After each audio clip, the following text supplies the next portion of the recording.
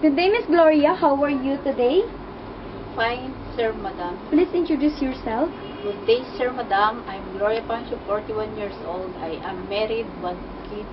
I have 4 brothers, 2 sisters, my father driver, and my mother is housewife. I'm high school graduate.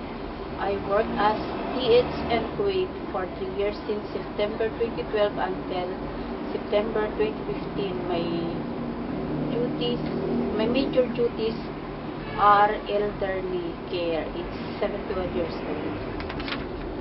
Aside from taking care of elderly, what are your other duties from your previous employer?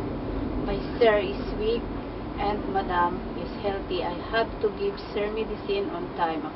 Accompany him to hospital regularly. Beside, I have to handle all household work. I consider myself as a patient and honest person.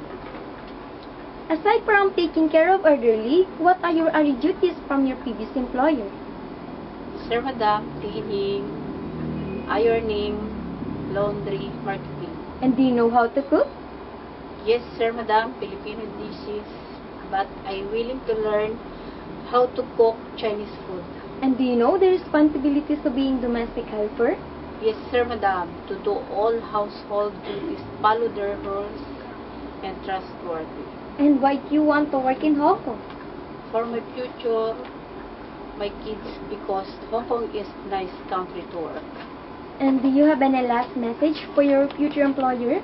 I hope sir and madam will consider to employ me. I promise to do my best to serve your family. I promise I finish my contract.